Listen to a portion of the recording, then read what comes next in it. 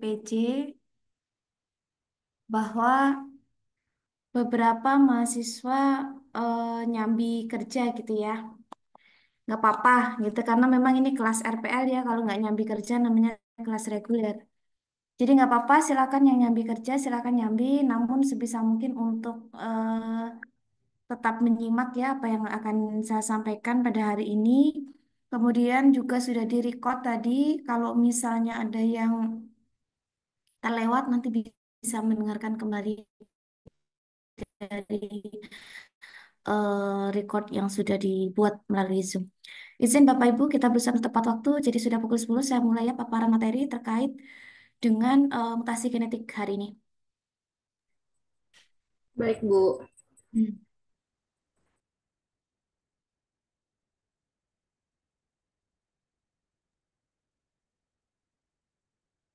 Ya, jadi kemarin saya mulai dengan pertanyaan gitu ya, apakah sudah pernah disampaikan terkait dengan sintesis protein yang meliputi dua tahap, yaitu ada namanya transkripsi, kemudian translasi. Kemudian sempat juga saya singgung terkait dengan bagaimana struktur tiga dimensi dari protein itu.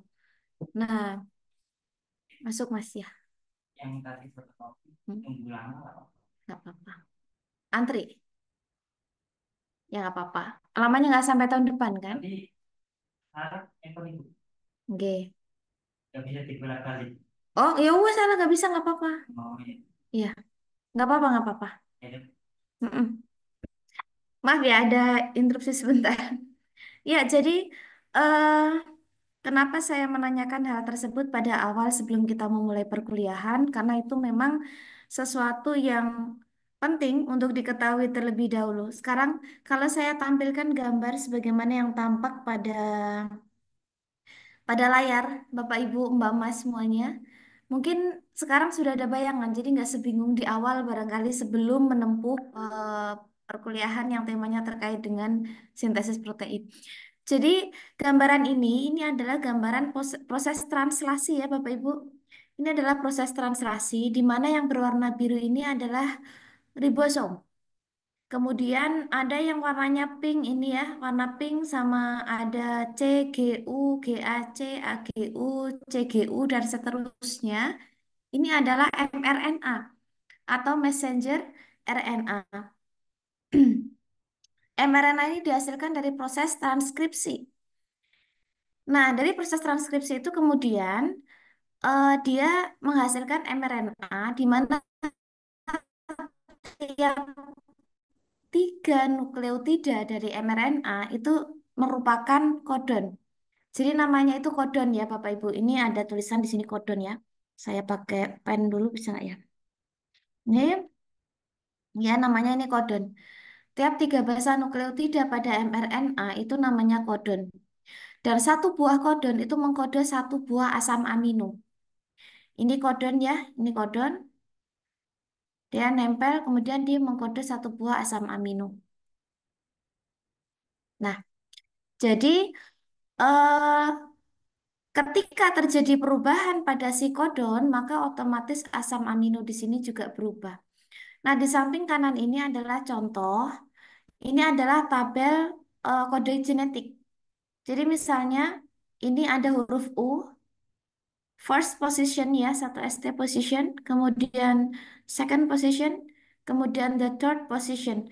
Jadi kalau kita punya U, kemudian gandengannya adalah C, berarti UUC ya, U, U dan C, maka dia akan mengkode asam amino fenilalanin.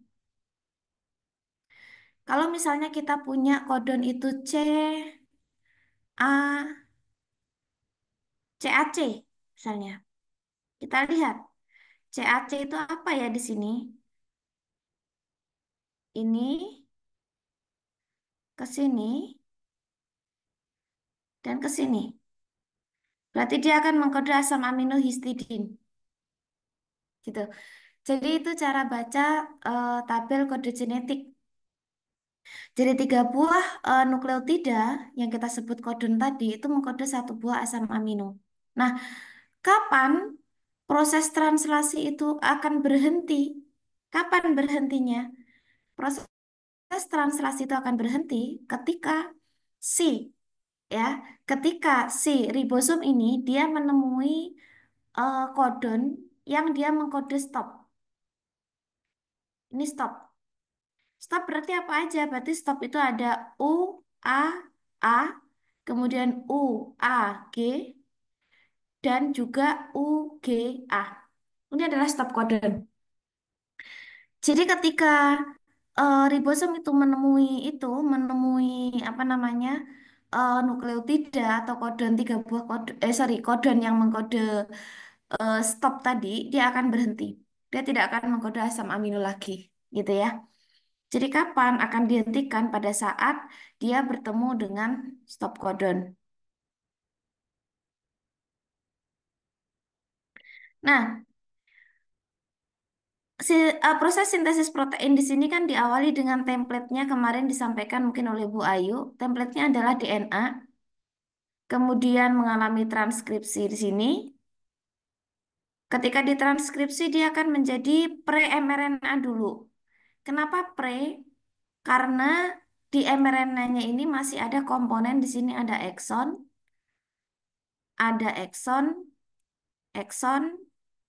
yang warna hijau-hijau ini ekson. Tapi ada yang komponen yang tidak berwarna hijau seperti di sini misalnya. Ini adalah komponen intron namanya. Nah, pada saat proses translasi, intron itu tidak ditranslasikan sehingga dia akan mengalami suatu proses namanya splicing atau pemotongan. Dia dipotong, kemudian akan terbentuklah mRNA yang siap untuk ditranslasi. Ini adalah mRNA yang siap ditranslasi, kemudian proses translasi menghasilkan protein yang warnanya hijau ini. Ini ada tulisan 5 UTR sama 3 UTR. UTR itu maksudnya untranslated region atau regio yang tidak ditranslasi. Sehingga di sini tidak ada ngaruh di proses sintesis protein. Dia yang disintesis menjadi protein itu cuma yang bagian berwarna hijau saja. Nah, ini saya tidak perlu menyampaikan terlalu detail.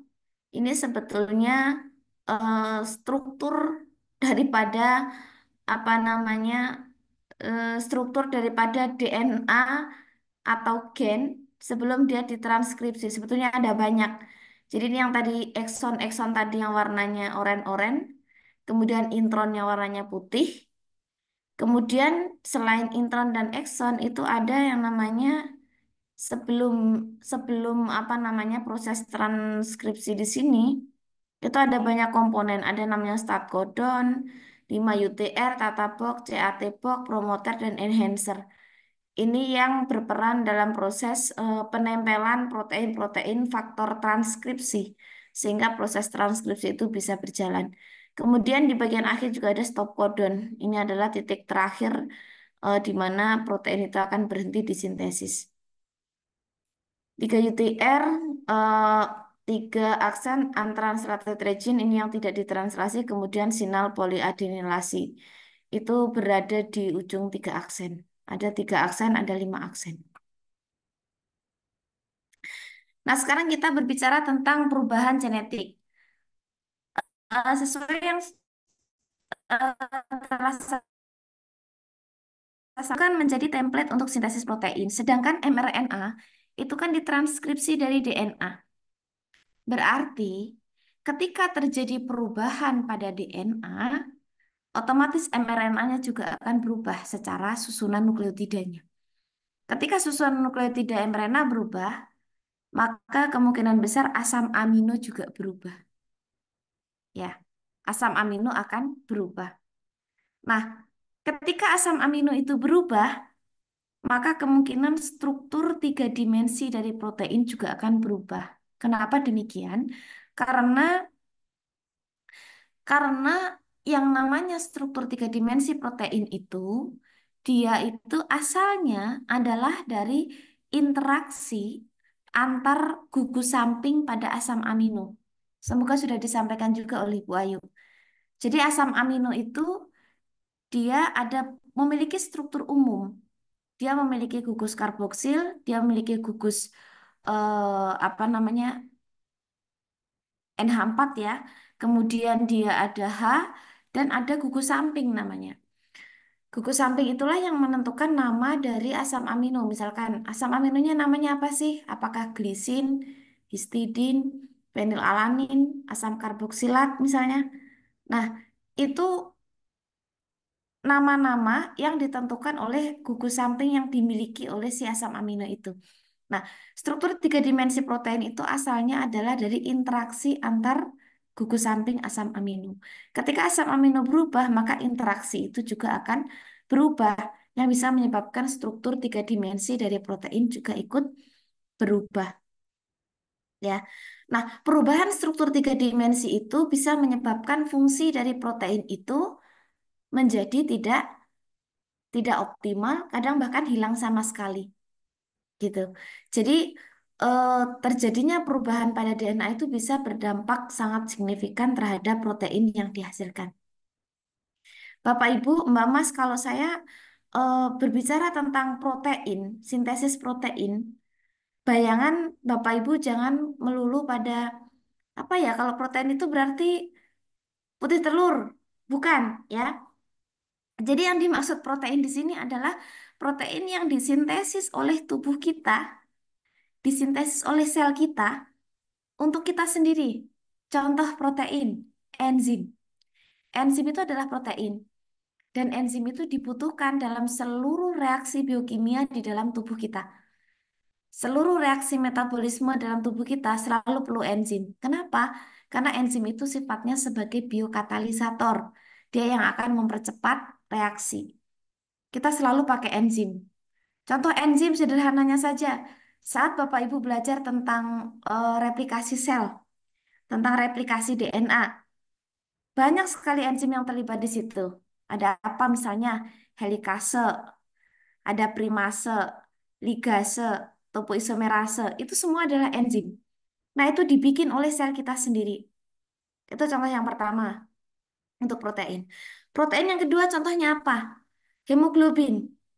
Itu adalah protein. Dia adalah protein transport yang fungsinya adalah untuk mentransport oksigen untuk seluruh jaringan tubuh kita. Dari yang kita bernapas, ambil oksigen, itu nanti akan dibawa oleh hemoglobin menuju ke seluruh tubuh melalui sirkulasi darah. Kemudian ada lagi protein yang disintesis oleh tubuh kita apa? Ferritin. Ferritin itu apa? Dia adalah protein yang fungsinya dia untuk nge-storage atau menyimpan besi. Betul ya, Bapak Ibu pasti lebih tahu. Nah, ada tes ferritin nih dan seterusnya gitu ya. Kemudian protein lagi yang disintesis oleh tubuh kita misalnya apa? Misalnya antibodi. Antibodi itu adalah protein, ya. Jadi jangan kira kalau protein itu melulu pada putih telur, Bu. Protein, oh bukan. Protein yang dimaksud di sini adalah seluruh komponen protein yang disintesis oleh sel dalam tubuh kita dan itu untuk tubuh kita sendiri. Itu. Terus ada lagi protein apa tuh? Hormon, insulin. Itu adalah protein. Itu disintesis oleh sel kita. Siapa yang mensintesis insulin? Yang mensintesis insulin kita. Itu yang mensintesis apa namanya protein yang bernama insulin. Gitu. Gitu ya. Jadi Bapak Ibu bayangkan, ketika ada kelainan pada sintesis protein itu, maka kemungkinan akan menghasilkan protein yang malfungsi. Ya, tidak berfungsi seharusnya. Misalnya, ini contoh realnya penyakit misalnya talasemia misalnya. Kenapa bisa terjadi talasemia? Talasemia bisa terjadi karena adanya mutasi pada gen yang mengkode gen globin, baik itu globin alfa maupun globin beta. Sehingga menyebabkan protein dari globin itu tidak disintesis secara benar. Dia jumlahnya lebih sedikit dari seharusnya, lebih kecil ukurannya. Maka kenapa pada talasemia itu kebanyakan dia biasanya menunjukkan ciri mikrositik dan dia hipokrom. Gitu biasanya. Saya lanjut ya. Jadi genetic alteration atau perubahan genetik. Saya mengambil judul perubahan genetik karena sebetulnya mutasi itu kita eh, bisa terjadi di banyak tempat di dalam genom kita ya, genom manusia. Ini adalah apa yang akan kita pelajari. Nah, genetic alteration atau perubahan genetik itu bisa terjadi pada skala kromosom, yang skala lebih besar ya, skala kromosom, atau bisa terjadi pada gen. Jadi cuma di bagian kecil aja, di bagian kecil gen, gitu ya. Nah, kalau terjadi pada kromosom, ini bisa menyebabkan kromosom itu mungkin ukurannya menjadi lebih pendek, menjadi ukurannya itu lebih pendek daripada yang seharusnya. Jadi contohnya adalah pada beberapa mutasi yang menyebabkan eh, apa namanya si kromosom itu ukurannya menjadi lebih pendek. Kemudian kalau mutasi gen itu adalah mutasi yang menyebabkan perubahan pada sekuen DNA. Karena DNA itu tersusun atas nukleotida, berarti mutasi gen di sini adalah perubahan pada nukleotida itu sendiri. Penyebabnya bermacam-macam. Bisa memang karena diturunkan dari orang tuanya, atau bisa didapatkan, atau dalam istilah misalkan kita sering kenal dengan istilah sporadic mutation atau mutasi sporadik. Mutasi sporadik itu diperoleh dari lingkungan. Jadi dulunya nggak sakit, tetapi tiba-tiba kemudian sakit. Bisa jadi karena paparan ya, paparan dari radiasi-radiasi yang bisa menimbulkan mutasi, misalnya seperti para tenaga kesehatan yang mungkin kerjanya itu di radiologi misalnya. Itu resiko sekali untuk bisa mengalami mutasi gen, gitu ya. Karena sinar yang dia pakai itu ya, pakai sinar atau apa namanya itu spesifiknya saya nggak terlalu paham, tapi dia bisa menyebabkan mutasi terhadap gen tertentu. Termasuk juga infeksi virus itu juga bisa menyebabkan mutasi. Contoh apa? Beberapa jenis kanker itu dipicu oleh infeksi virus. Misalnya HPV, Human Papillomavirus. Itu bisa menjadi penyebab kanker leher rahim. Kemudian HIV. HIV itu dia tidak menyebabkan kanker, tetapi kalau HIV ini AIDS ya sebetulnya, bukan HIV yang hepatitis ya, HBV sama HCV. Itu dia bisa memicu kanker hati. Kemudian ada lagi namanya EBV atau Epstein-Barr virus. Itu bisa menyebabkan kanker nasofaring gitu.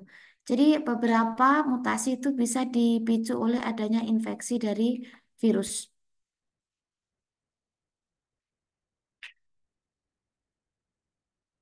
Nah, perubahan genetik di sini seperti yang tadi saya sebutkan di awal bisa kita klasifikasikan menjadi dua, yaitu karena apa namanya mutasi pada gen dan abnormalitas pada kromosom.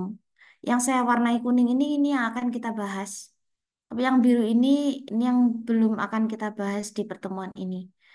Nah, kemudian untuk mutasi gen sendiri itu dipilah menjadi dua.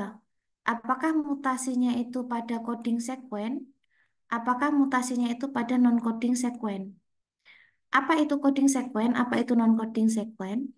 Coding sekuen itu adalah sekuen DNA yang mengkode protein. Itu namanya coding sekuen. Kalau non-coding itu adalah DNA, tetapi dia tidak mengkode protein. Gitu. Dia DNA tapi tidak mengkode protein. Nah, memangnya ada DNA tidak mengkode protein? Banyak. Jadi dari kromosom kita itu 23 jumlahnya. Dengan panjang DNA kita itu ada sekitar 3 miliar basa. Ternyata coding sekuennya itu hanya sekitar 3%. Dan sisanya itu adalah non-coding. Sisanya adalah non-coding. Jadi yang mengkode protein itu sebetulnya hanya sedikit dibandingkan dengan yang tidak mengkode protein. Nah, bagian yang tidak mengkode protein ini fungsinya buat apa? Banyak. Dia bisa buat regulator, dia bisa buat enhancer, silencer, dan seterusnya. Jadi dia fungsinya adalah untuk meregulasi proses sintesis protein itu sendiri. Tetapi yang menjadi template untuk sintesis protein itu namanya coding sequence. Ini akan kita pelajari ya. Bagaimana mutasi pada coding sequence itu akan merubah protein atau struktur tiga dimensi protein yang akan dihasilkan.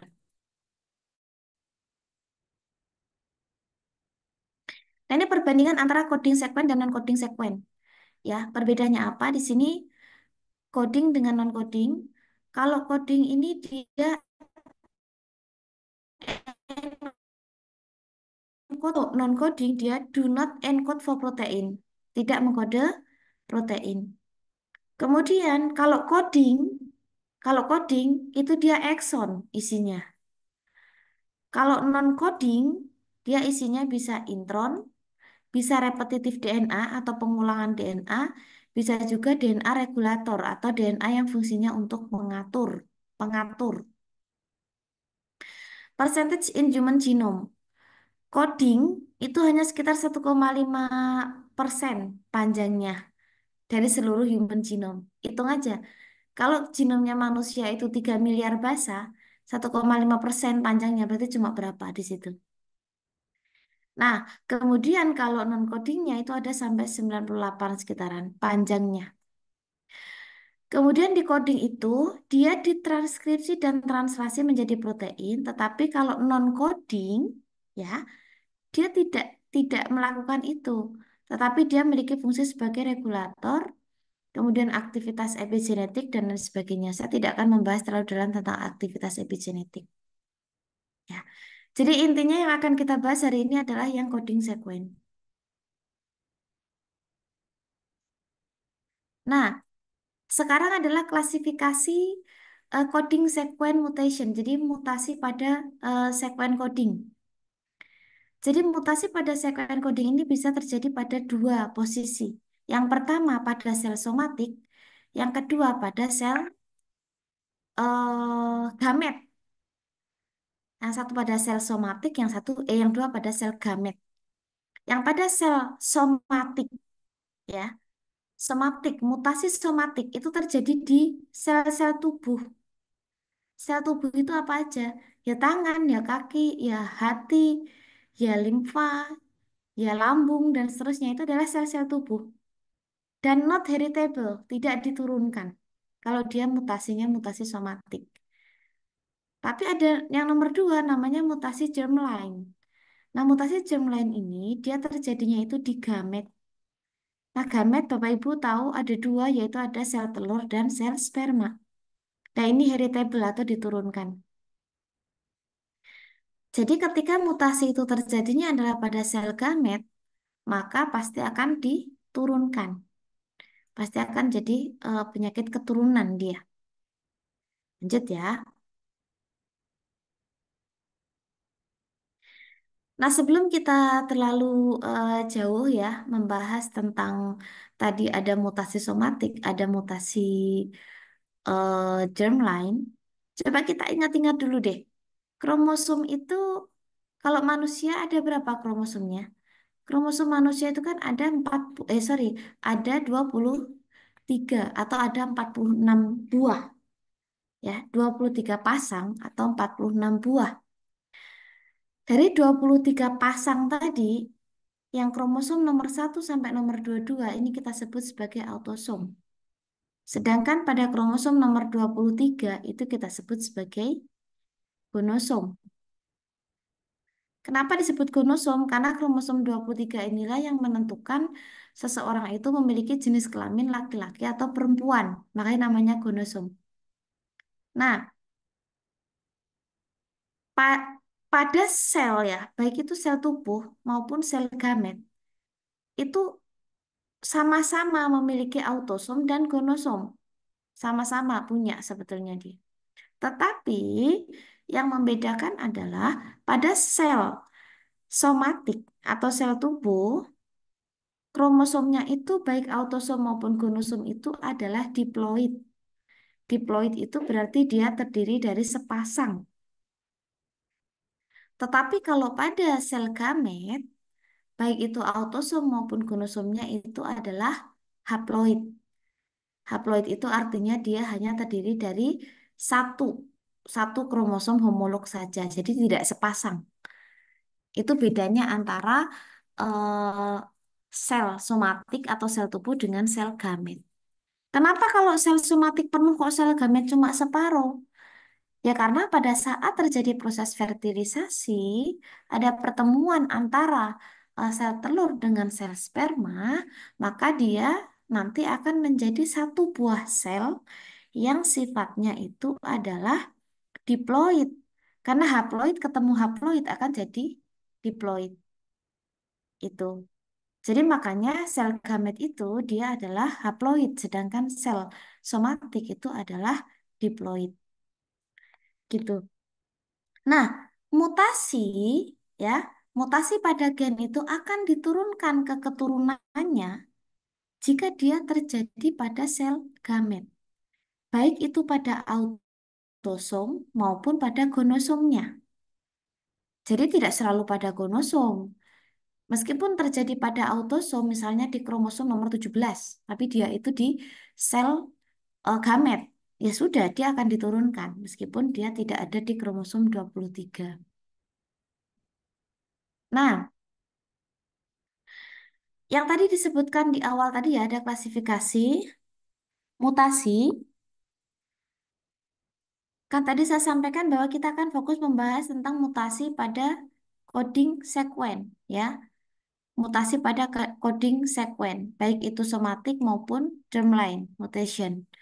Nah, ini ada klasifikasi sebetulnya kalau Bapak Ibu membaca dari sumber buku lain mungkin bisa lebih banyak ya eh, yang bisa dibaca. Tetapi kalau di dalam presentasi saya mungkin saya hanya akan menyampaikan beberapa poin. Barangkali nanti ada yang mau didiskusikan, nggak masalah, silakan. Nah, jadi di sini ada namanya point mutation atau substitution, ya. Point mutation itu mutasi titik ya, mutasi titik atau substitusi. Dan yang berikutnya adalah mutasi frame shift atau frame shift mutation. Untuk point mutation ini diklasifikasikan menjadi beberapa. Ini ada silent, ada missense, kemudian ada nonsense, kemudian yang frame shift ini ada delesi sama insersi. Nah, sekarang kita coba amati apa sih perbedaan di antara semua jenis ini.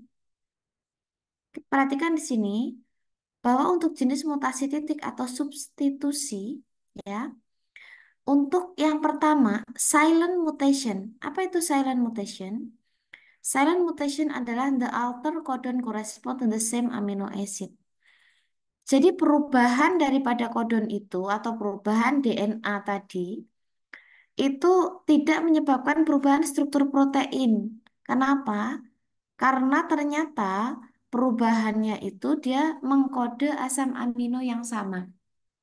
Jadi kalau Anda perhatikan pada tabel kode genetik bahwa satu buah asam amino itu bisa dikode oleh beberapa kodon yang berbeda.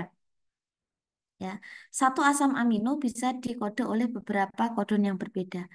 Jadi ketika ada terjadi perubahan nukleotida, tetapi ternyata kok yang dikode itu asam amino yang sama, maka dia disebut dengan mutasi silent atau tidak memberikan dampak apapun. Jadi tidak masalah, gitu. Nah, kemudian yang kedua, mutasi missense. Missense mutation itu apa? The alter codon correspond to a different amino acid. Baru kalau mutasinya itu missense, berarti terjadi perubahan asam amino. Contohnya di sini dari, nah ini missense mutation ya, missense mutation yang harusnya itu mengkode GLY atau glisin, dia berubah menjadi mengkode alanin. Kenapa? Karena awalnya itu dia mRNA-nya itu GGU, di sini menjadi GCU. Loh, kok bisa GCU? Karena dia apa namanya berubah DNA-nya. Kalau DNA berubah, maka hasil transkrip juga akan berubah, ya. Jadi yang harusnya dia normalnya itu dia glisin, karena dia mengalami missense mutation, dia menjadi alamin. Itu. Nah, kalau nonsense, nonsense mutation itu apa? nonsen the alter codon correspond to a stop signal. Kalau nonsen itu terjadi perubahan nukleotida di mana perubahan itu ternyata menyebabkan nukleotida itu menjadi codon stop. Ya, contohnya di sini AUA yang harusnya mengkode ILE atau isoleucin, dia kemudian menjadi UAA. Nah, kalau Bapak Ibu ingat tadi tabel kode genetik yang saya tampilkan di awal, UAA ini adalah stop codon. Nah, ketika dia stop codon, maka apa konsekuensinya? Konsekuensinya adalah sintesis asam amino tidak lagi dilanjutkan. Sehingga ukuran protein menjadi jauh lebih pendek dibandingkan dengan ukuran protein normal. Gitu. Jadi proses transkripsi tidak akan lanjut. Kenapa? Karena sudah ada stop codon di tengah-tengah karena ada mutasi tadi. Gitu ya. Jadi itu silent mutation, missense dan nonsense mutation. Ini klasifikasi untuk mutasi titik dan substitusi. Nah, sekarang frame shift. Sesuai namanya, frame shift itu kalau diterjemahkan ke dalam bahasa Indonesia itu artinya adalah pergeseran. Sehingga mutasi frame shift kita bisa bilang dia adalah mutasi pergeseran. Nah, kok bisa pergeseran? Kenapa? Karena mutasi ini menyebabkan pergeseran pembacaan, ya, menyebabkan pergeseran pembacaan. Contoh, ini yang normal ya di awal, ya, ini normal. Kemudian dia karena mengalami delesi atau penghapusan, berapapun bahasanya namanya delesi kalau dia penghapusan. Ini contohnya adalah delesi, delesi of a single nucleotide. Ini A-nya dihapus. Maka Bapak Ibu perhatikan antara sekuen atas dan bawah ini sebetulnya sama. Ini C sama C, A sama A ini sama, ya. Kemudian ini juga sama T, ini sama C, ya. A-nya kan hilang ya. Berarti T sini yang ke sini. A-nya kan ini hilang. Nih, hilang. Nah, karena adanya penghilangan A ini, maka kemudian mRNA yang terbentuk itu yang harusnya CAT diterjemahkan sebagai histidin, maka menjadi CTC. Ya, dia tidak lagi CAT yang histidin, tapi dia menjadi CTC karena A-nya hilang, sehingga dia menjadi leusin. Nah, karena dia menjadi leusin karena tadi bacanya bergeser, maka di asam amino berikutnya juga akan terjadi pergeseran pembacaan. Yang harusnya histidin dia menjadi isoleusin. Makanya disebutnya sebagai mutasi frame shift atau pergeseran. Karena adanya perubahan itu bisa menyebabkan pergeseran pembacaan seperti efek domino gitu. Ya, domino itu kan kalau disenggol satu kan yang lain ikutan roboh. Nah, sama kayak ini. Jadi satu hilang, pembacaannya hancur semua sampai ke belakang. Ini contohnya yang delesi. Kemudian ada namanya insersi, sesuai namanya. Delesi itu hilang, kalau insersi itu berarti nambah. Sebenarnya ada lagi namanya duplikasi. Duplikasi itu berarti nambah, tapi kayak pengulangan. Ini misalkan awalnya AA cuma 2 kali, ternyata dia jadi 6 kali. AA, AA, AA. Itu namanya duplikasi. Ya, kita balik ke contoh ini ya, insersi atau penambahan. Ini harusnya histidin semua ya. Ada insertion of single nucleotide.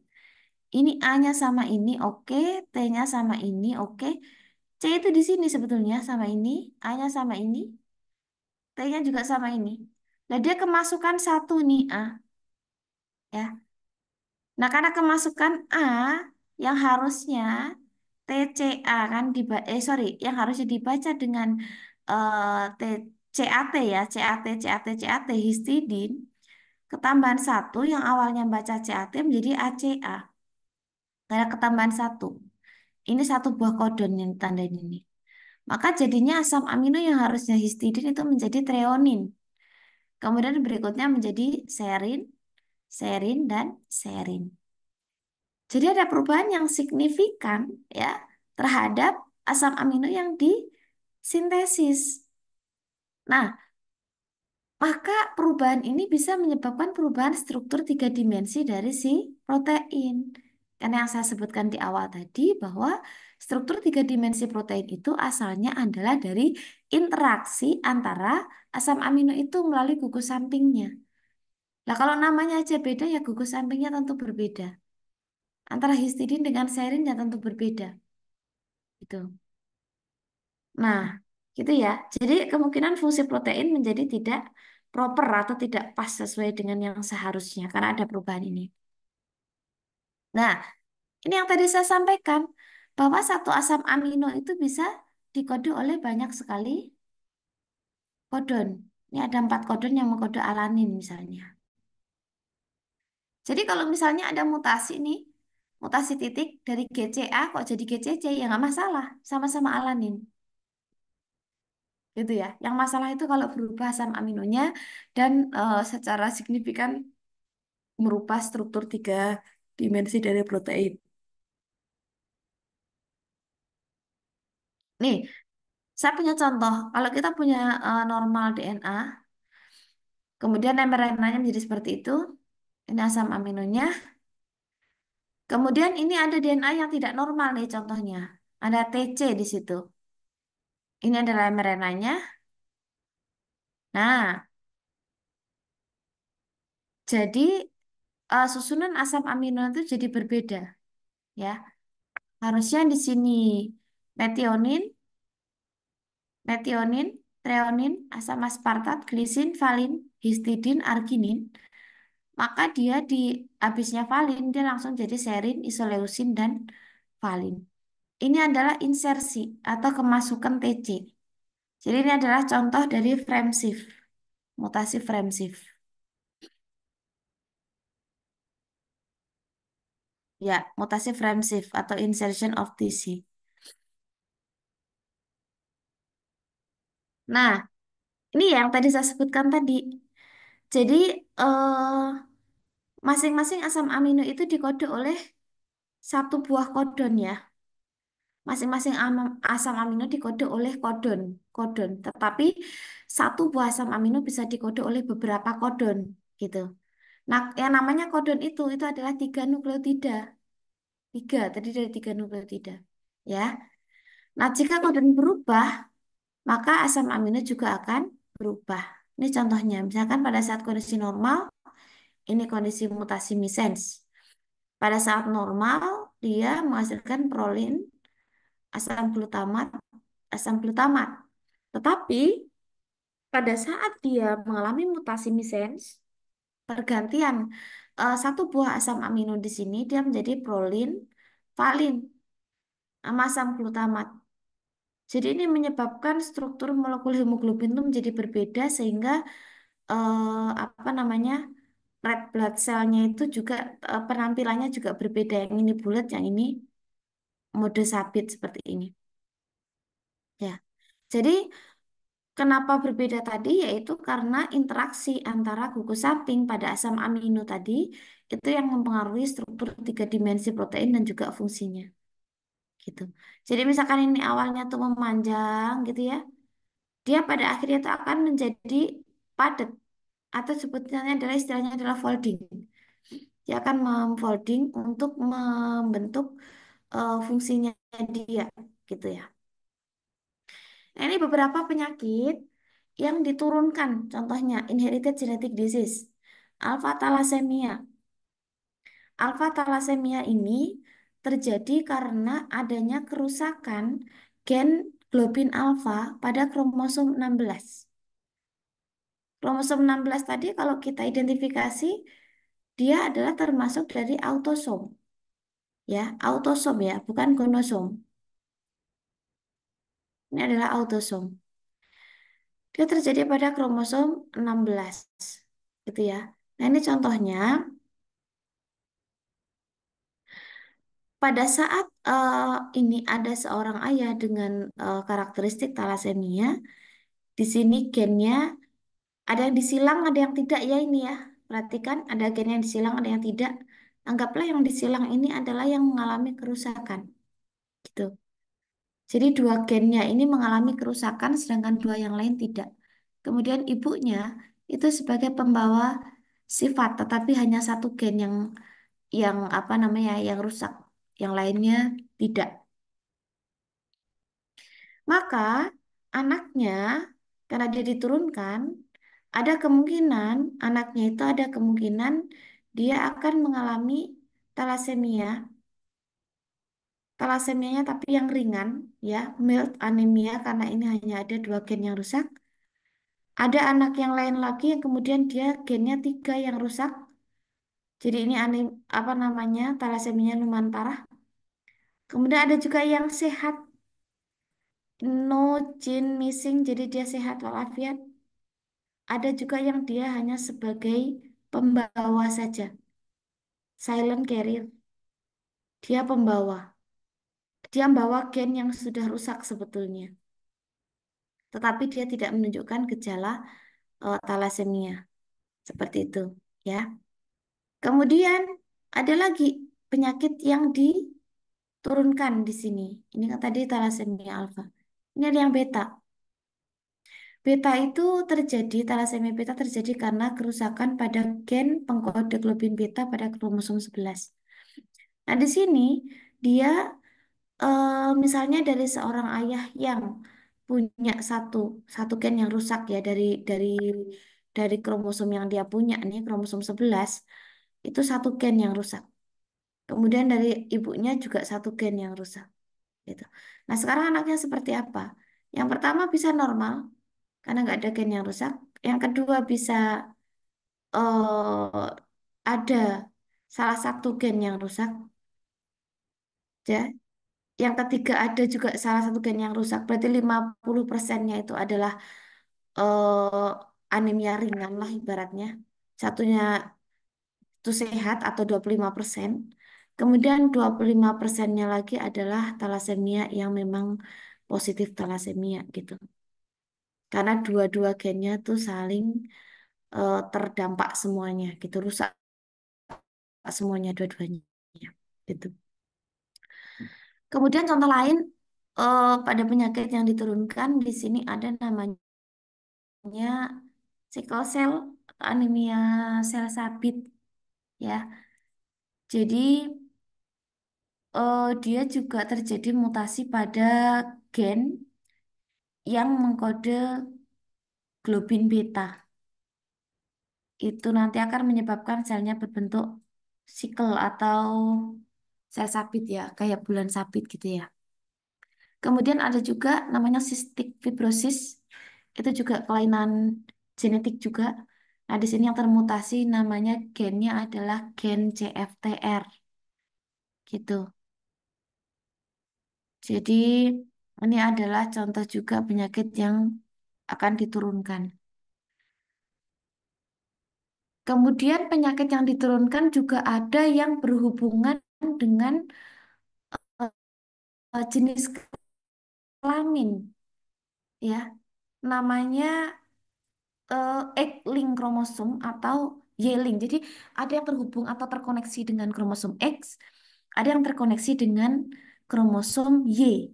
Contoh, hemofili. Hemofili itu adalah X-link, yang artinya eh, hanya dibawa oleh kromosom X atau kromosom yang punya kromosom X itu kan sebetulnya dua-duanya tuh punya ya. Cuma perempuan tuh kan punya dua ya kromosom X, tapi laki-laki kan cuma punya satu kromosom X. Sehingga ketika kromosom X kena ke laki-laki ya kromosom X-nya laki-laki, maka laki-laki itu akan otomatis menjadi penderita hemofilia. Jadi tidak pernah ada ceritanya laki-laki itu carrier hemofilia karena dia kromosom X-nya cuma satu. Tapi kalau perempuan ada, dia bisa carrier, tapi dia juga bisa hemofilia 100%. Contohnya misalnya ada seorang laki-laki yang tidak sakit ya di sini, normal, nikah dengan perempuan carrier atau pembawa, ya setengahnya warna merah ya.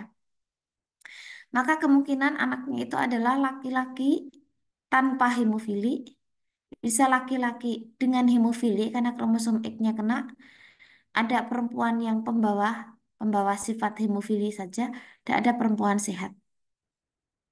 Nah, kalau kita lihat di sini tidak ada laki-laki, sorry, tidak ada laki-laki yang carrier dan juga tidak ada perempuan yang langsung hemofili. Kenapa?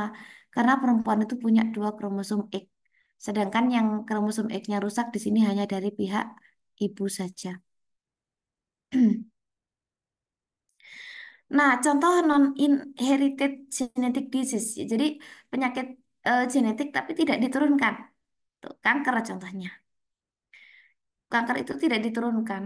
Tapi memang ketika seseorang telah menderita kanker, maka resiko untuk di anggota keluarganya juga terserang kanker yang sama itu menjadi lebih besar. Tetapi kalau dibilang diturunkan itu tidak. Misalnya seorang ibu dengan kanker A itu tidak serta-merta kemudian anaknya juga langsung punya kanker A dari lahir itu tidak seperti itu. Tetapi memang si anak akan memiliki resiko lebih tinggi untuk bisa mengalami kanker yang sama. Tetapi tidak langsung diturunkan layaknya yang tadi saya sebutkan hemofilia ataupun talasemia. Jadi kanker itu eh, mayoritas itu diperoleh secara sporadik.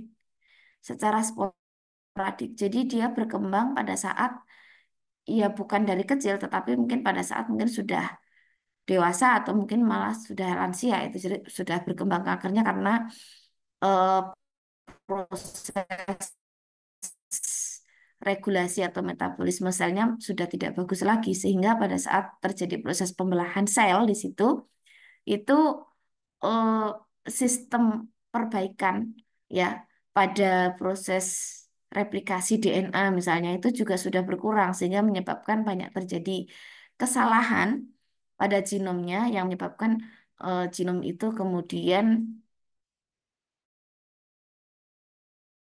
menjadi namanya regulasi yang sudah tidak seimbang. Maksud saya regulasi tidak seimbang itu adalah bisa jadi pada protein-protein tertentu itu disintesis dalam jumlah yang sangat banyak dan protein-protein dengan jenis lain disintesis dalam jumlah yang cukup sedikit sehingga terjadi ketidakseimbangan di situ yang menyebabkan sel itu kemudian berkembang secara cepat dan juga immortal atau tidak bisa mati dan juga tidak bisa dikenali oleh sistem imun sehingga dia bisa berkembang menjadi kanker yang memiliki massa itu. Jadi kalau yang contoh saya sebutkan di awal tadi itu untuk penyakit genetik yang diturunkan itu biasanya terjadi pada gen-gen yang sifatnya itu tunggal ya. Jadi misalkan cuma gen beta globin atau gen alfa globin. Untuk hemofili berarti dia ada di gen yang mengkode protein faktor pembekuan 9 ya kalau nggak salah hemofili itu. Jadi hanya satu atau dua gen saja yang terpengaruh. Tetapi kalau kanker itu dia dipengaruhi oleh banyak gen yang mengalami mutasi itu. Sehingga akan sangat sulit sekali untuk bisa mengidentifikasi sebetulnya mutasi mana yang kemudian menyebabkan terjadinya kanker itu gitu. Karena gennya banyak sekali yang terlibat, sangat banyak sekali. Jadi multigen dia itu ya. Jadi makanya ada namanya ini ada blood vessel atau pembuluh darah ya. Pembuluh darah dia yang mensuplai makanan ke sel kankernya di sini. Kenapa kok bisa-bisanya tubuh membuat pembuluh darah di sini? Itu karena ada kerusakan ya, ada kerusakan pada gen yang mengkode protein namanya VEGF. VEGF ya namanya. VEGF itu dia bisa menginduksi pembentukan pembuluh darah baru. Itu namanya angiogenesis. Jadi karena ada pembuluh darah ini, maka kemudian menyebabkan sel kanker ini bisa hidup gitu karena dapat suplai makanan kan, dapat oksigen, dapat bahan makanan lain gitu kan dari sirkulasi gitu. Kemudian juga eh, si karakteristik dari sel kanker itu dia mudah mudah apa ya mudah lepas ya mudah copot gitu lah ibaratnya.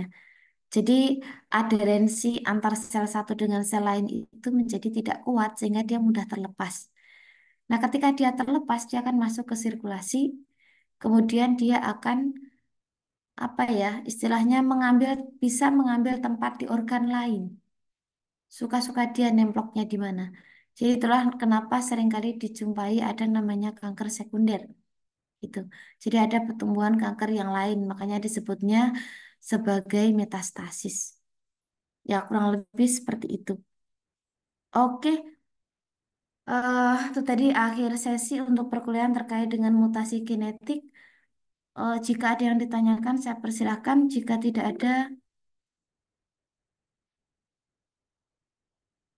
tidak ada, ya kita bisa mengakhiri kegiatan perkuliahan. Silakan Bapak Ibu kalau ada yang mau didiskusikan, kalau tidak ada mohon disampaikan. Izin Bu, izin bertanya Bu.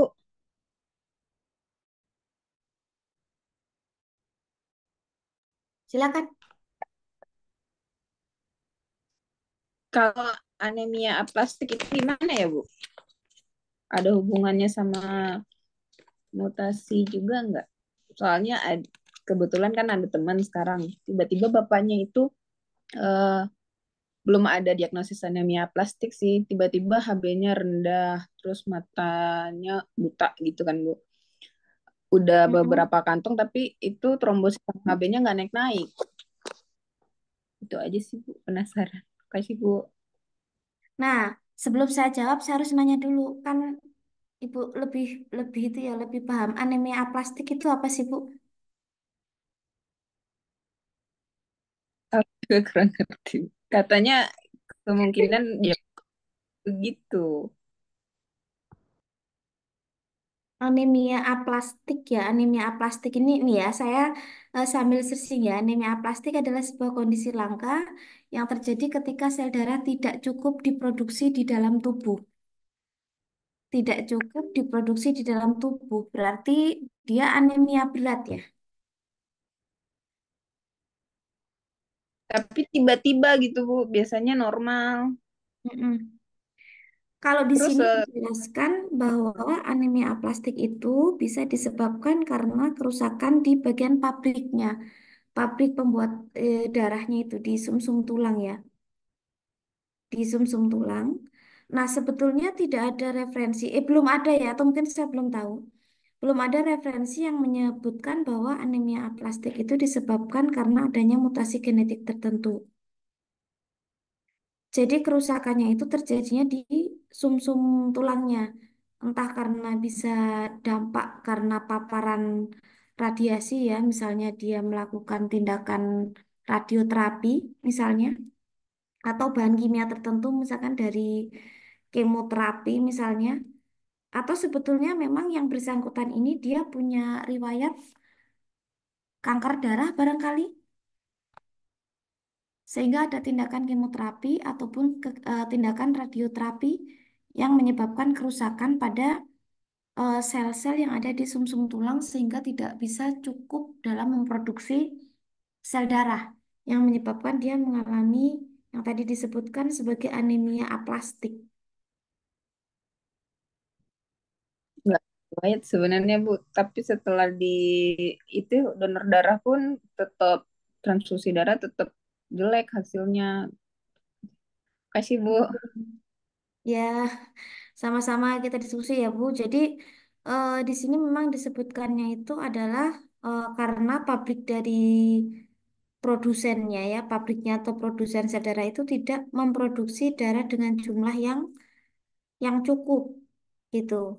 Jadi sel di sumsum tulangnya ya, terutama di sel puncanya itu mengalami kerusakan. Nah, rusaknya karena apa? Nah, Sampai itu yang beberapa itu nggak naik masalahnya Bu. hmm. Nah, ini Sehari bisa anemia nggak plastik naik. di sini bisa disebabkan karena adanya penyakit autoimun. Autoimun berarti ada apa namanya?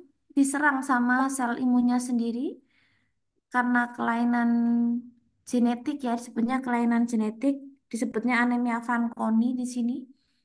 Terus adanya infeksi virus, hepatitis Epstein-Barr ternyata luas, Bu. Ternyata yang menyebabkan anemia aplastik itu cukup cukup luas ternyata. Termasuk infeksi virus ini juga bisa menyebabkan itu. Yang saya sebutkan tadi EBV, HIV, kemudian proses terapi medis yang saya sebutkan tadi ya radioterapi dan kemoterapi itu juga bisa menyebabkan efek sampingnya anemia aplastik. Terus penggunaan obat-obatan tertentu juga bisa, paparan bahan kimia, kehamilan juga bisa menyebabkan itu tapi kasusnya jarang.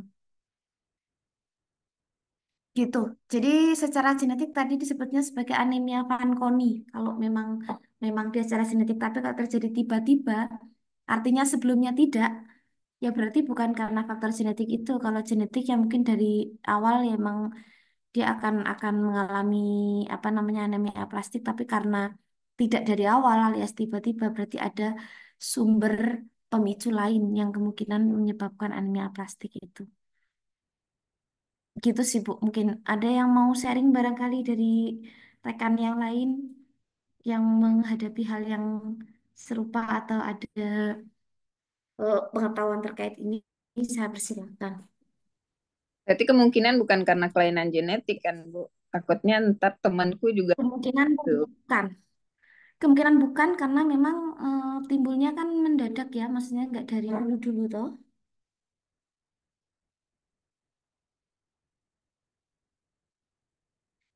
Bu, Itu. penasaran di kelainan genetiknya. Oh, penasaran dengan gitu. Ibu mau tanya, Bu. Iya, silakan. Kalau bisa dijawab, kalau nggak bisa cari sendiri jawabannya.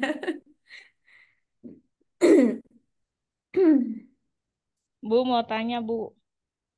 Ya, silakan. Ibu saya mau tanya, misalkan pemeriksaan kanker paru adenokarsinoma. Mm-mm. Adenokarsinoma. Terus, terus, dah suaranya hilang. Lanjutannya gimana pertanyaannya tadi? Halo, Bu. Dengar nggak, Bu? Nah, kedengeran? Saya kedengeran.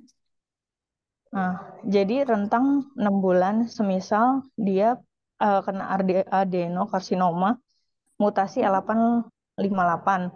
Terus 6 bulan kemudian L858-nya tuh jadi negatif, tapi muncul mutasi baru. Itu tuh bisa nggak sih, Bu, mutasinya hilang gitu? Karena kan berpengaruh sama obat gitu, Bu. Muncul mutasi baru ya. Bu. Kalau seperti itu Kalau bisa atau mutasi, kalau mutasi itu kan sebetulnya sifatnya dia itu permanen ya, Mbak. iya, Bu. Alias tidak bisa balik DNA. Ya sudah, dia akan tetap seperti itu. Kalau ngomongnya mutasi ya, dia akan tetap rusak. Dicek ulang dia akan tetap rusak. Beda halnya kalau yang dicek itu adalah misalnya seperti apa namanya identifikasi misalnya copy number atau banyaknya jumlah mRNA misalnya. Jadi misalnya kasusnya ini bukan lung cancer ya, misalnya kasusnya pada kanker darah nih yang pernah saya tahu. Dia itu ada mutasi itu, mutasi BCR-ABL misalnya. Dia kemudian karena ada mutasi itu diobatilah dengan tyrosine kinase inhibitor. Dia dikasih itu imatinib kalau nggak salah. Nah, kemudian setelah beberapa bulan, dia akan dievaluasi kembali. Karena obat yang diberikan itu memang mentarget pada gen yang BCR-ABL tadi, maka seyogianya setelah proses pengobatan, mRNA atau jumlah mRNA dari BCR-ABL itu akan menurun gitu. Nah, itu dipantau lah kemudian, dipantau pada beberapa bulan setelah pengobatan, menghilang apa enggak nih mRNA-nya. Nah, ketika dia itu berkurang jauh dari sebelumnya, berarti obat itu bekerja untuk pasien tersebut.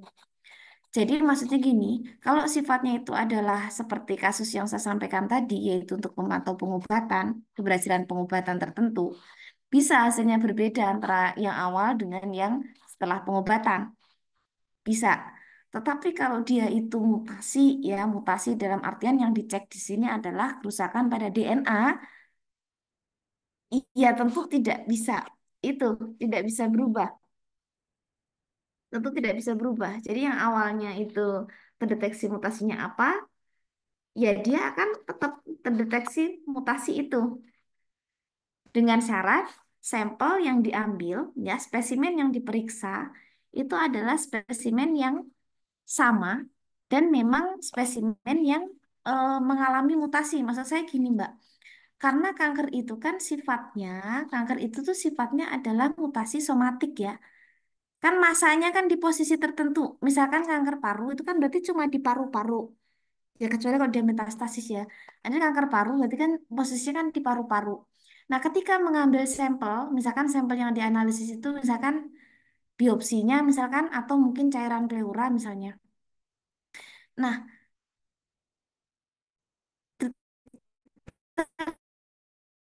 apakah pada saat mengambil sampel itu benar terambil apa enggak sel yang mengalami mutasi itu?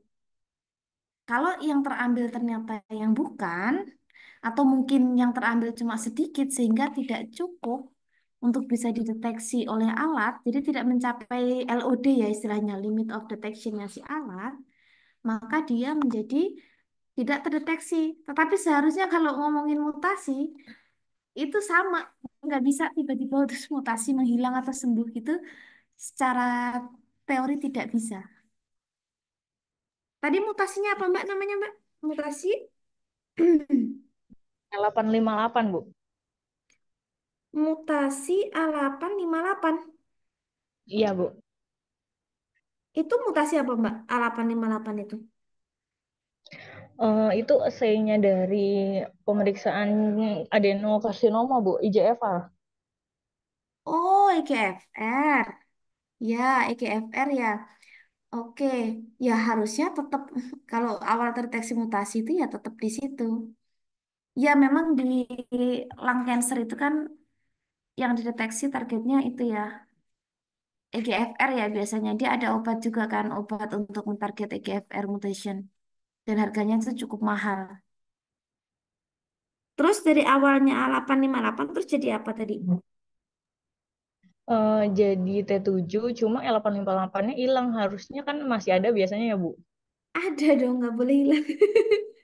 Mungkin itu ya, Bu, sampelnya cfDNA-nya nggak keambil sempurna kali ya. Jadinya Bisa jadi waktu itu bahan baru sih, Bu. kemungkinannya kemungkinannya tuh di situ. Kalau pada penyakit kanker ya semacam kanker karena dia mutasinya tuh mutasi somatik, maka memang harus dipastikan ya keambil yang mutasi itu keambil karena dia somatik gitu. Kecuali kalau mutasinya germline. Kalau germline itu Anda mau ngambil dari manapun ya, mau dari darah, mau dari jaringan, mau dari saliva, mau dari manapun sama. Karena dia seluruh sel dalam tubuhnya itu termutasi semua. Tapi kalau somatik itu cuma site-site tertentu. Jadi kalau paru ya paru gitu. Kalau apalagi ngambil CFDNA ya berarti dari darah ya. Iya, Bu, dari plasma, Bu. Oh lah, ya wis. Ya resikonya cukup itu kecuali kalau tapi ini bukan ya, bukan seperti contoh saya bicara BL tadi ya. Ini kan mutasi yang beneran mutasi, bukan proses monitoring hasil pengobatan ya. Bukan ngecek mRNA. Ini ngecek mutasi beneran ya, bukan ngecek mRNA-nya pakai real time ya. Bukan, Bu. Dia benar mutasinya langsung. Ya kan mutasinya langsung. Mbak harusnya ada Mbak. Saya kalau ditanya ini kenapa bisa berubah Pak, mutasi bisa sembuh. Saya bilang enggak Mbak, enggak bisa sembuh.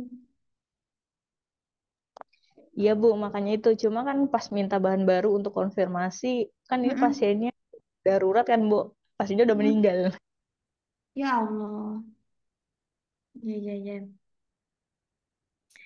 Ya, mungkin tiba-tiba menghilang seperti itu. Iya, Bu. Baik, Bu. Terima kasih, Bu. Sama Mbak. Ini BTW di mana ya ini ngelakuinnya? Udah ada pemeriksaan di GFR?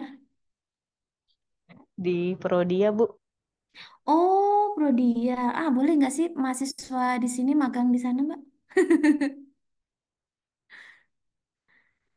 Paling Jadi, ada Ibu cuma aku kurang paham sih Bu tembusannya. Mungkin bisa diomongin Hmm. kalau kenal dokter Miswar Bu bisa hubungin Oh, Pak beliau. Miswar.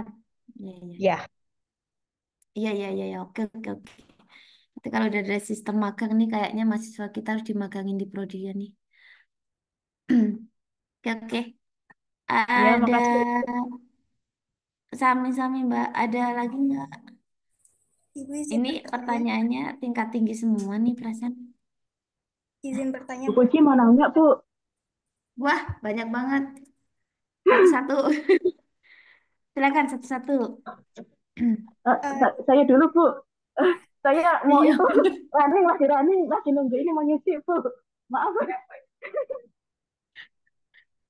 ya silakan, Bu, Eh, silakan. eh, kan bentar lagi kan itu, Bu. Kan mau praktek kan, Bu. Mm-mm. Nah, itu kelompoknya udah dibagi belum ya? Dah, ya, Ibu sendiri yang bagi. Nanti dibagi itu Oh, sendiri, Bu. Dibagi sama mahasiswa sendiri. Nanti per kelompoknya. Ini ada berapa mahasiswa? 80 ya? heeh. Jadiin 8 aja, Bu. Satu kelompoknya. Jadiin 8. Jadiin 8 kelompok. Jadi per kelompoknya 5. Maksud saya gitu. Kira-kira kita mulai prakteknya kapan ya, Bu, ya? Apanya, Soalnya mau Bu? izin nih. Oh, Praktek yang itu, praktek masuk kalau offline. bisa Heeh. kita sesuai itu aja. Sesuai di RPS aja. Oh, berarti ini langsung dibagikan soalnya ada Tapi yang pagi kalau dan siang Sabtu, kan. Ada nggak mungkin masuk semua apa sih? iya nanti kan ada kloter pagi, ada kloter sore biasanya gitu. Heeh. Nah, itu taunya dari mana, Bu, soalnya? Oh, silakan membagi diri sendiri, Bu. Bukan saya yang Oh, membagi. pengennya yang pagi atau pengennya siang itu kita sendiri, Bu. Iya, tetapi syaratnya jumlah harus sama. Jadi kalau pagi 40, siang 40. Kalau misalkan ada yang nggak bisa, harus Oh, dapat penukar dari kloter paginya atau kloter siangnya. oh yang Nggak penting boleh siang ada semua, nggak backupnya boleh ya, Bu, pagi ya. semua. Nanti Oh, kita yang di kampus capek, Bu. Kalau banyak-banyak oh ya ya sesinya ya. bisa gitu. Mm-mm. Itu kalau masuk pagi kan setengah 8 ya, Bu, ya tulis. Jam berapa itu tulisannya kalau pagi? Biasanya sih biasanya sih jam 8 ya, Bu. Tapi paling kita udah siap tuh mungkin setengah 9 atau jam 9. Oh, nah itu selesainya kira-kira apa? Satu sesi itu berapa lama? Satu sesi. Satu sesi itu umumnya Heeh. dari pagi itu nanti sampai siang. Nanti habis zuhur itu ganti ke sesi Oh, yang berikutnya. oh berarti yang berikutnya bisa sampai malam ya? Oh, enggak juga, Bu. Sore lah, Kita sore. juga nggak mau Sore. malam. Oh, oh iya, iya.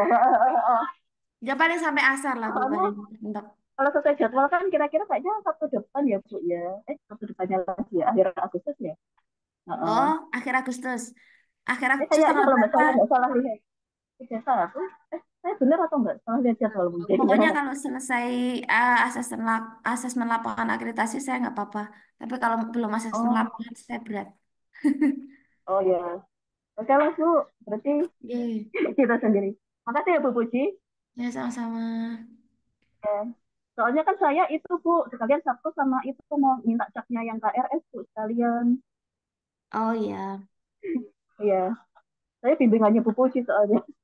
Oh, saya ya. Iya, Baiklah. Bu. Iya, Bu. Makasih, Bu. Sama-sama. Ya. Ada lagi? Ibu izin bertanya, Ya silakan. ya Ibu sebelumnya mau nanya mengenai upaya pencegahan kelainan pada mutasi ya Ibu. Kalau misalkan tadi yang Ibu jelasin bahwa kayak salah satu pasangan gitu yang kelainan, terus nanti kita cek di laboratorium dan hasilnya ada salah satu pasangan yang kelainan, apakah ada upaya pencegahan supaya nggak turun kepada anaknya gitu Bu? Ada Terima upaya kasih. pencegahannya kalau salah satu carrier ya jangan jadi nikah. Itu karena gini Mbak, karena kalau mutasi itu memang udah ada, ya dia nggak bisa diilangin gitu. Namanya mutasi genetik itu nggak bisa diilangin dan secara teori memang juga tidak bisa diobatin.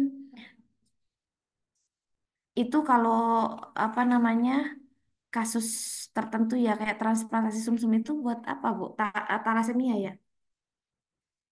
Jadi eh, kalau memang terdeteksi, harusnya ya sebelum menikah itu kan di screening ya, termasuk ke kelainan genetik itu, di screening semuanya diperiksa. Kalau memang ternyata ada salah satu yang carrier atau bahkan satunya itu misalkan udah sakit dan satunya ternyata carrier, maka secara teori anaknya itu akan ada yang carrier, ada yang sakit, ada yang sehat gitu. Nah, tinggal yang mana itu kan probabilitas ya, kemungkinan.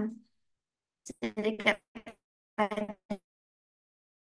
ada kemungkinan 25% carrier, 25% sakit, terus ada misalkan 50% sehat. Nah, kalau misalnya anaknya cuma dua, ternyata dia kenanya yang sehat, ya bisa aja anaknya sehat semua, bisa. Tetapi probabilitas untuk memiliki anak yang kemudian sakit itu tentu ada juga, gitu. Jadi kalau cara untuk apa namanya mengantisipasi, menghindari terjadinya penyakit yang sifatnya apa namanya diturunkan tadi, ya berarti sebisa mungkin tidak apa ya tidak dilakukan pernikahan pada orang-orang yang memang membawa membawa penyakit itu gitu membawa mutasi genetik itu salah satu solusinya karena apa namanya kalau disembuhkan pun nah itu tidak memungkinkan untuk bisa gitu ya. Jadi mungkin yang saya bisa sampaikan yaitu cara mengantisipasinya. Jadi memang harus di screening terlebih dahulu sampai selengkap itu screeningnya.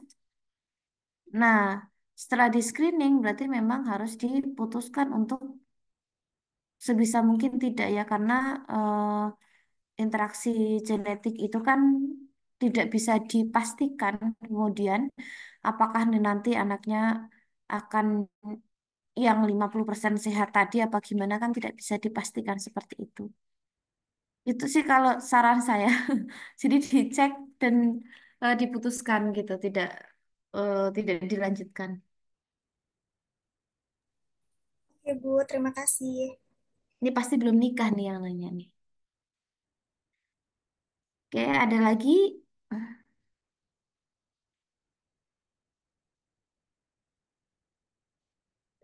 Saya stop share ya. Oke. Ih, 75 loh. Yang masuk ini sama saya nih berarti 74 sebetulnya berarti. Berarti ada yang tidak ikut kuliah ini.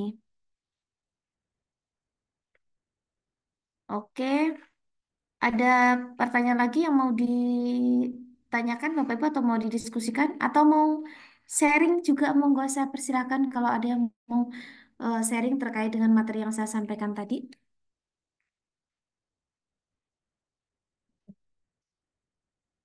Alhamdulillah nggak ada ya. Cukup Eh lah, Ibu.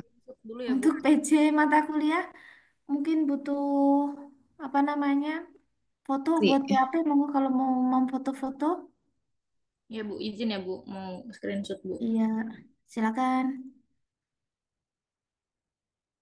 Ini rata-rata pada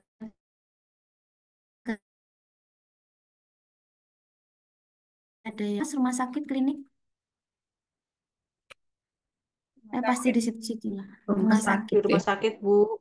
Oh, Rumah saya nanti sakit itu. kasih ini ya, Bapak Ibu. Saya kasih apa namanya G-form ya. Saya mohon bantuan untuk diisi.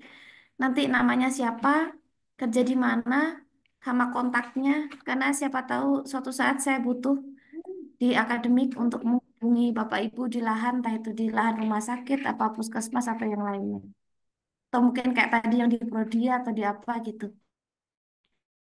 Jadi nanti mohon bantuan untuk bisa mengisi G-form. Baik, Baik. Bu. Oke, Bu. Sudah, Ibu. Sudah ya?